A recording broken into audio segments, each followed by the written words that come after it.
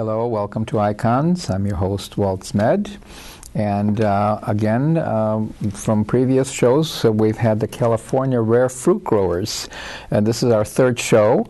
And this show, we're going to talk not just about the fruit and what we do, but the devastating freeze that occurred. So with me today to talk about it, on my left, is Edgar Valdivia, and George Peleas, and Emery Walton.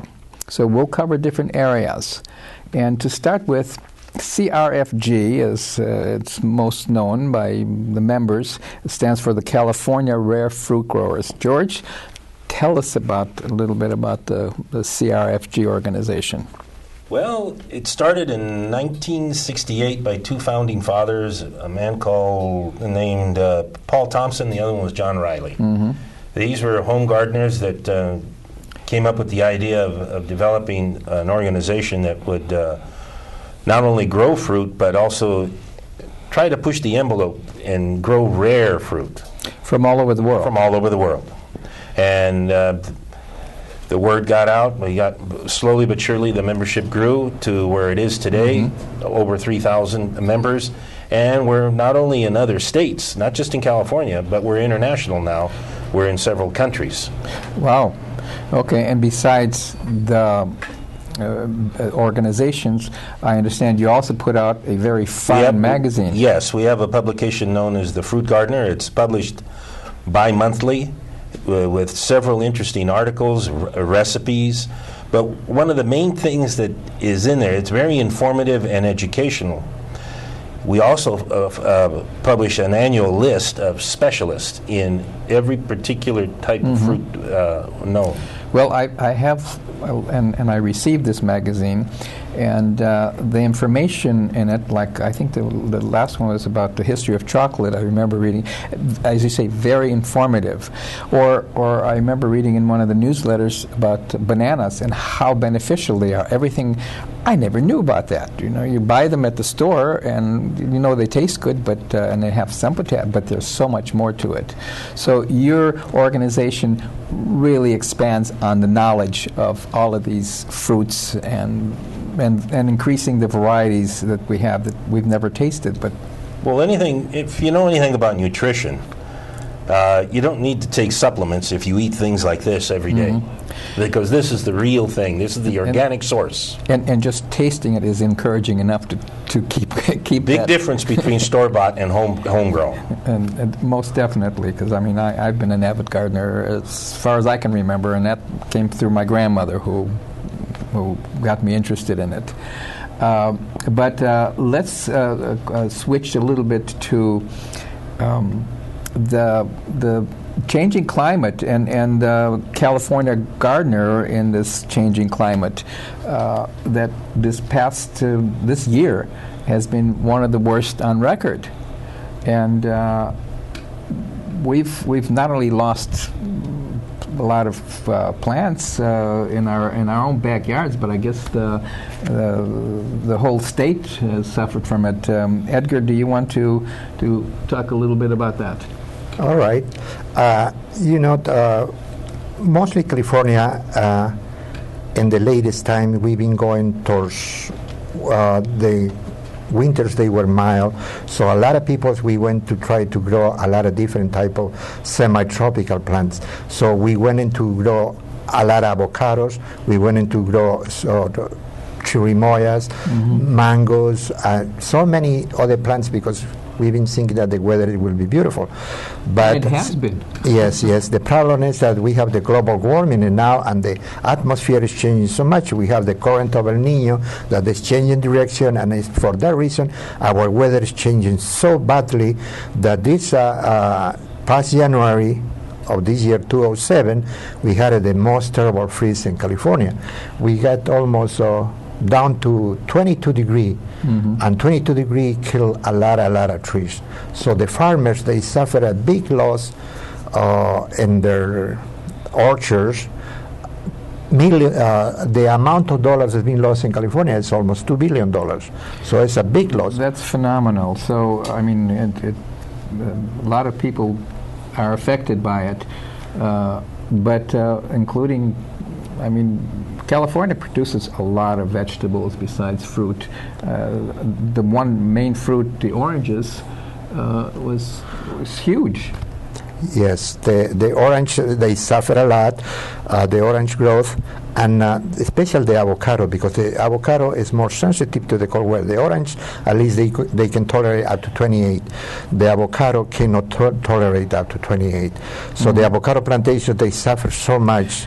Well, okay, let's see if we can see some of the photographs that you've taken of some of the damage, so we get a sort of a clearer picture of what it looks like. And I know that I've lost 2 avocado trees myself, not to mention many of the patio plants that I've had on my patio that were tropical, and they just kind of withered, and watched them dry up as the weather got warmer. So, okay, what do we have here? We have in there, the first picture that we have in there is the grafting. Which Emery we'll talk about. Yes. Okay. And maybe we should start with the techniques of grafting, because it's very important. And you do something very special, Emery, with not just teaching just doing grafting yourself, but you bring it to high school, so you work with kids. Yes. We have several programs.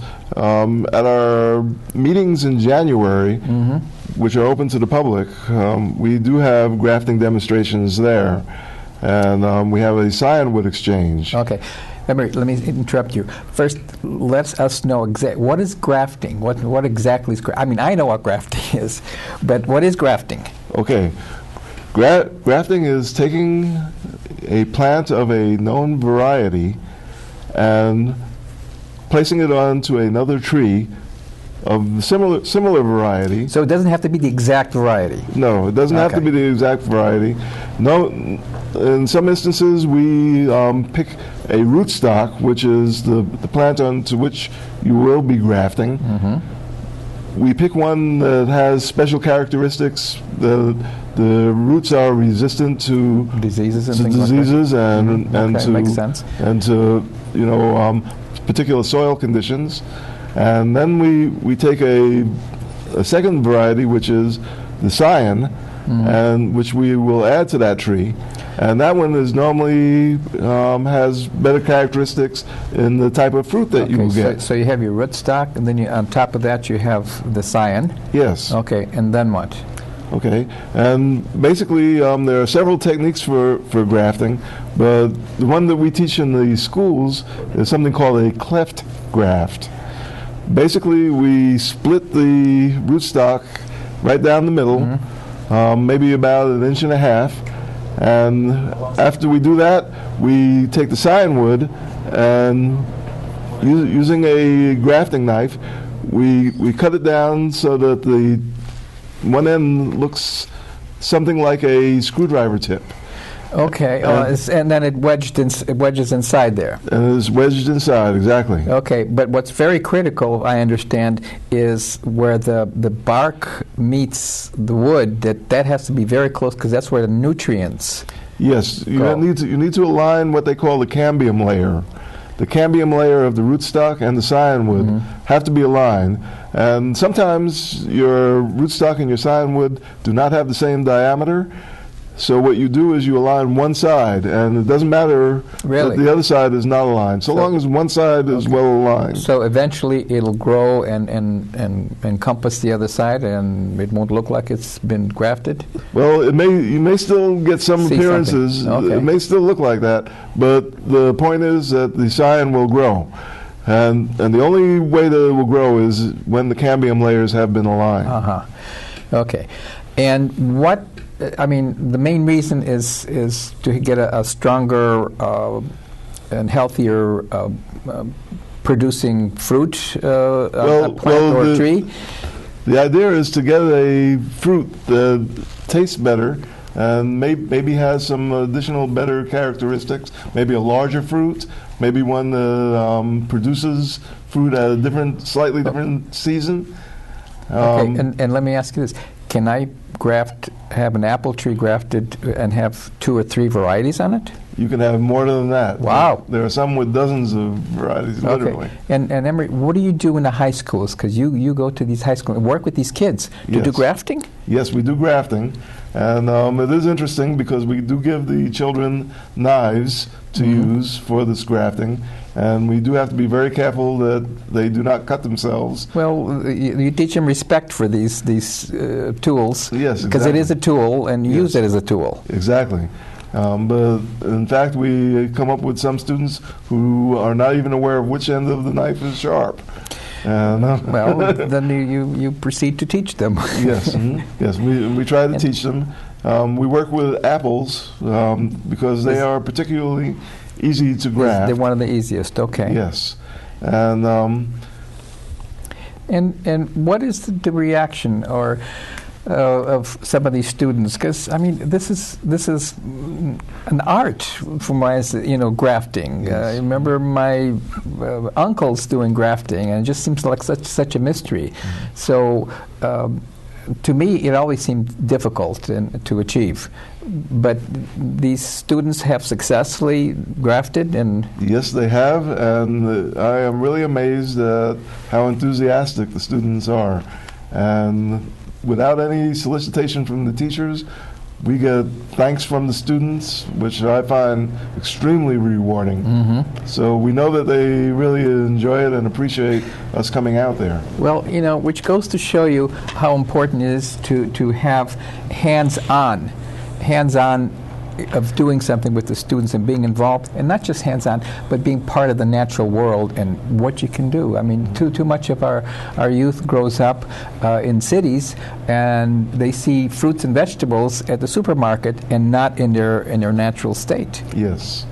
So, and how many schools have you been involved or are involved in? How many? These are high schools primarily, right? They're primarily high schools. This year, for the first time, we actually went to an intermediate school in Thousand Oaks, and we were there for 2 days. And we actually were very successful with the 7th and 8th graders. Wow. Okay, so you're affecting quite a number of students, and Yes. who knows? These are all future gardeners and future CRFG members. Exactly, exactly. And as it grows worldwide, because we need the planet greener and more delicious, certainly. Okay, going back again to those photographs, Edgar, I'd like to see some of the photos that show the devastation of. Right now, example, we're showing this. Can you see it over there? Yes, the citrus plantations and the big farmers in Camarillo that they've been hit so bad. You can see all the production of the citrus dropped on the lemons ground? and the ground completely lost. Thousands of dollars they've been lost, as you can see in the picture. And the worst part that those trees, that will take 4 years to have new growth and produce again. So the 4 farmers, they will go years. to 4 years. So they won't have any income or anything? Nothing. 4 years? That's why I think the poor farmers, they need some help from the government or something to help them Get through this dry situation, period. yes. And hopefully we won't have another repeat year after this. Yes, and the worst part is some of those trees, they don't gonna come back, so they have to be cut. And so we have in here lemons. So now this beautiful lemon that before used to be maybe 25 cents, with the more production of lemons is going to be more expensive. And so we will expect to see fruits in the market paying maybe 20% or more of what the average was before. And we do get some from other countries, though, to at least cover some of that. Yes, the good part is that we get in now lemons from Argentina that they are approved to come into the United States. So that will we will see lemons in the markets. But the person that in the end suffered the worst is the farmer, because Well, not just the farmer, but the people that work on these farms, the pickers. correct, all of a sudden lot they of don't have- unemployment and so many things affect the industry in general, And so. And now we can go to the Okay, and what do we have? We there? have in here the avocados. This is a huge avocado plantation. As you can see, they are all trees, and they've been already been burned by the cold weather. Okay, so that brown is not their natural color. No, obviously. absolutely. And the worst part that the freeze came in the month of January, exactly when the fruit was in the trees. So all the fruit is being fall in the ground. You can see in the next picture, you see all the avocados in the floor, and it's being wasted. Yeah. So nothing can be done, and the fruit is being wasted, and the money is being lost. Very expensive compost. And now the action that mostly the farmers they doing, they have to cut those big avocado trees to the trunks. As you can see in the next picture. They have to cut them to the trunk? Yeah, you see all like the trunks they have been cut, all those trees that you saw before, they've been chopped, and they've been painted with whitewash to protect from the sunning now, because the new shoots, they have to be protected from the tender. sun. They're tender. And then to those trees to produce fruit again, that will take at least 4 years. So that poor branch is not going to have production for at least 4 years. And I imagine some of these that were just primarily or totally avocado farmers, they've lost their entire production. Yes. We see avocados in the market because now avocados they coming from Mexico. They are approved to bring the Hass avocados into Mexico, from Mexico into United States. So that's why we have the avocados, but the price is going to be higher. And that's understandable. But going back to the home gardener, I have 2 avocado trees that, of course, I was very hopeful, but it did not bud out or do anything. And it's pretty much looking like those pictures there. Now, is there a chance that something will come Yes, come up? you have to, now by this time of April, you will be able to see what, you pinch the bark in the lower part of the trunk and see if the bark is green. So if it's green, that means it's still alive. Okay. So bats, they will come back. That's very important. So yes, wait till the bats come back and then cut the top part, and then the new growth will come back, and will take quite a few years to give you fruit, but then you save the tree. The tree will come back. That's the good part. And I imagine a lot of the nurseries where people would want to replace them, they probably lost them too in these local nurseries, so you may not be able to have access or buy a new one to replace the old one. Matter of fact, Broca is the first nursery that produced thousands of avocados for the farmers. And then now they have back orders 4 years ahead of time. So if you need avocados, you have to place your order 4 years. At least we know that they will be busy for a long time. Yes, but yeah. Okay, we can go to the next. What else we have here showing? And what is this? That one is the chirimoyas. Chirimoya is another very good fruit that has been actually new to here to California, and it's getting popular.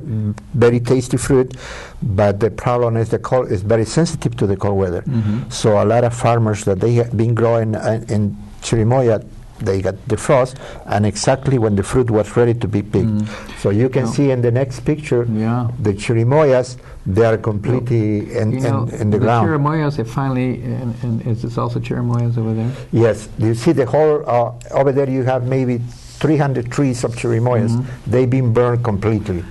But the good part is that picture was taken 1 month after, in the month February. Now it's April. Good luck for that ranch that the chirimoyas are coming back.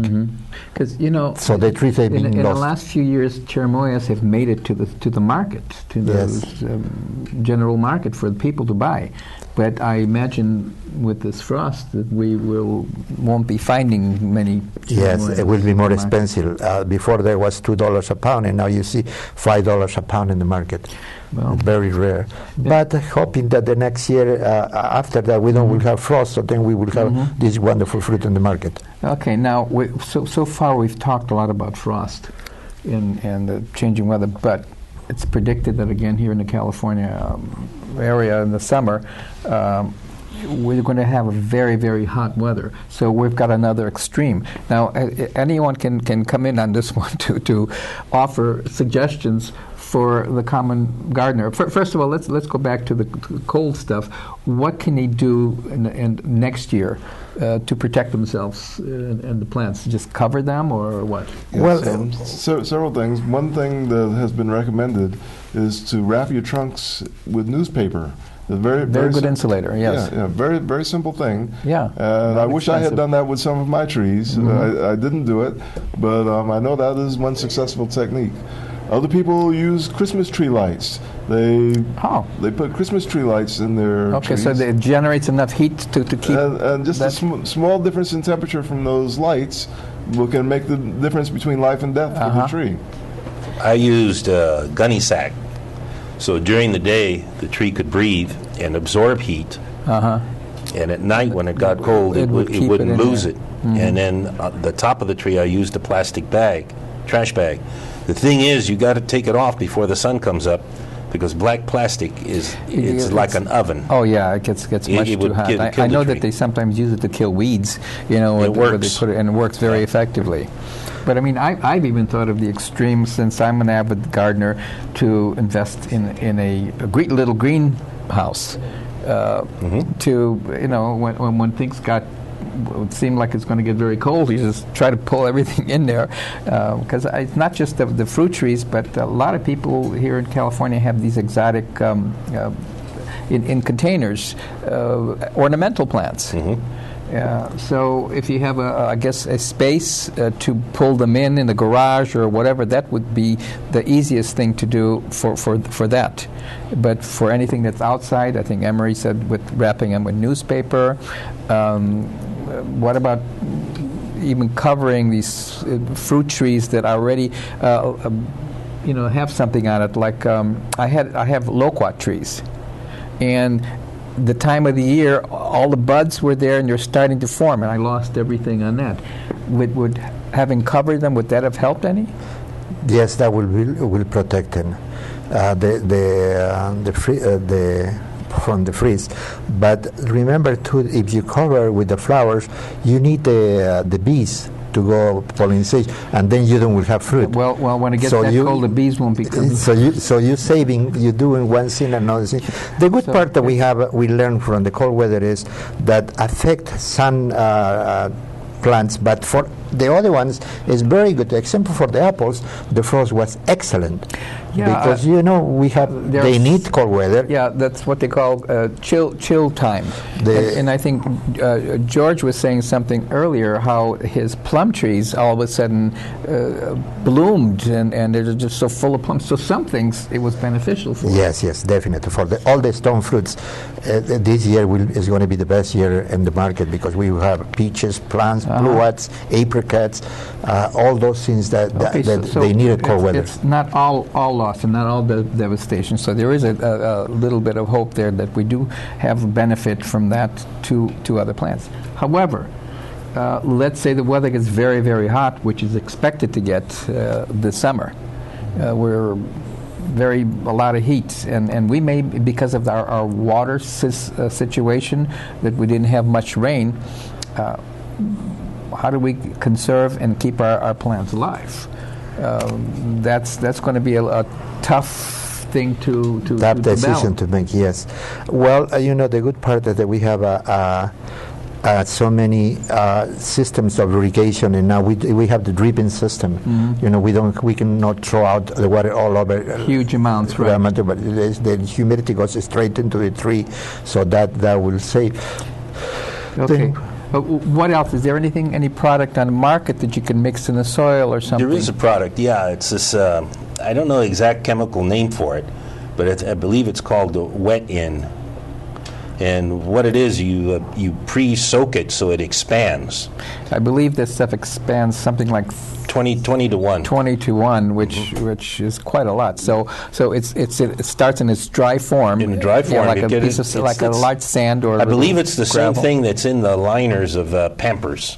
of the diapers. Okay, all right. But this stuff, you pre-soak it so it expands. Then you mix it in your soil. Don't do it the other way around, or your soil will Yeah, all of a sudden you see a big mound a there. big lump. Yeah, and what it does, it holds moisture in when you water your plants. Then, like we mentioned before the show, if you were going on a vacation, this product is swollen with water and it's holding it. Well, who's going to water your plants? When the surrounding soil dries, this powder, now that it's swollen, starts to eliminate the water, so it keeps your soil moist. Make it available to the plants. Right. And then the next time you water, it soaks it in again. Okay. 5 years down the line, it decomposes and becomes nitrogen, which is that good was for my you. next question. Whether are we increasing plastics in our soil? It's environmentally safe So and beneficial. And can you find it pretty much at any nursery? Any good nursery should carry it. Because I know that's for a lot of gardeners. That's even patio gardeners. That watering, especially if you go away, is a problem. But this seems to be an ideal Especially when product. you have potted things. Yeah. Okay. All right. Before we lose our time here, let's talk about a little bit about coming events for CRFG. What's happening this weekend, and what's going to be happening in the future? Well, this weekend, I believe it's at the Fullerton Arboretum. They're having a green scene program there. Green scene. Okay. Yeah, and because also Earth Day is coming up, so that's tomorrow. That's right. Yeah. And we're also having the farm walk at Pierce College here in the Valley. That's also tomorrow, where not only CRFG but several organizations will have will represent themselves there with booths, seeking memberships for this and that and the other thing. We already mentioned the grafting classes, but our annual meeting is the Festival of Fruits. And that happens where? Usually every summer. It's not in the same location. Oh, it's not. No, Okay. it moves around. The last time it was in St. Louis Obispo? Yes, and the time before that was, I believe, up in Monterey, or a little farther north. Lovely places to go and visit and attend this. We this had event. it here. Our chapter was the one that sponsored it a couple years back. We had it at Cal Poly. And this year, it's in the San Diego area, specifically in Chula Vista. Okay. It's in August. It's from the 9th to the 12th. Okay, and real quick, because we're starting to run out of time. I mean, for people that want to find this out, there's a website. There is a specific website, and it's Festival of Fruit. Exactly how it's festivaloffruit.org. And it gives you all the information. All the information. And also access to the CRFG, and anybody who wants to become a member. For membership, you go to crfg.org, and they'll explain their specific information there. Getting back on the festival, it's going to be 4 fantastic days. All right. Well, I'm looking forward to maybe attending one of them. So, thank you very much for being on the show. And it's been every show is a great show, and we'll see you next year. Thanks so much.